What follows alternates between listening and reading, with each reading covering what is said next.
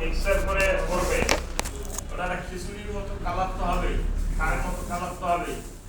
তা আপনাকে বিক্রি করতেছে কি জৈব সার হিসেবে। ওই যে উনি যেটা বলতেছে ড্রেনের মাটি, ড্রেনের মানে পচা ময়লা, এই অংশ যদি জমিতে দেন এখানে জীবাণু নাই, আপনার গাছ বাঁচবে বাঁচবে। এই যে বিষয়টা যে এই যে ধরেন ব্যবসা করতেছে কোন কোম্পানির নামে সেটাও দেখলেন, এটা কিন্তু অনেক অ্যালার্মিং বিষয়, একটু সচেতন হতে হবে। যাই হোক, এইটা করার জন্য আমার ওই জমিতে শুরু থেকেই আবার 246টা অনুশীলন আপনার দেখবেন যে আপনাদের বইয়ে একটা দেওয়া আমার বইয়ে এবং 5টা মডিউলের কথা বলা আছে। এই 246 5টা মডিউলের ভিতর আছে, আলাদা আলাদা ভাগ করে দিচ্ছে। তার মধ্যে এই যে ধরেন নিরাপদ খাদ্য মডিউল, পরিবেশগত ব্যবস্থাপনা মডিউল, কর্মী সপ্তাহে লিখে বলাইছো তাহলে তো ছেলেরা আমায় পড়ালে তো সমস্যা, সবাই পাবো না। কর্মী স্বাস্থ্য নিরাপত্তা কল্যাণ মডিউল, কর্মমান মডিউল, মূলত এই 5টা ভাগ করছে। কিন্তু আমরা যদি হিসাব করি আপনার জমি থেকে শুরু করে ভোক্তার কাছে পাওয়া পর্যন্ত যে পদ্ধতিগুলো এখন এই বইয়ের নিয়ম অনুসারে আমরা পালন করব, সেটাই গ্যাপ এবং সেটার মধ্যে এই যে 246টা অনুশীলন আছে।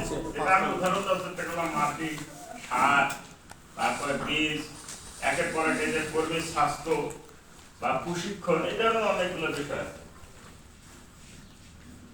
তাহলে এটা পড়ায় আর লাভ নাই, অতি গুরুত্বপূর্ণ। এই দেখেন এখানে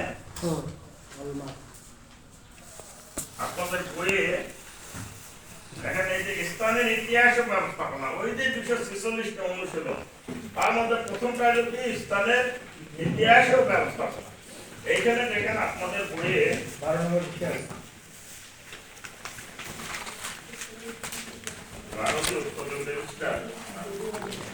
উৎপাদন রেজিস্টার হলো 35। আপনি যেটা দেখালেন 12 হলো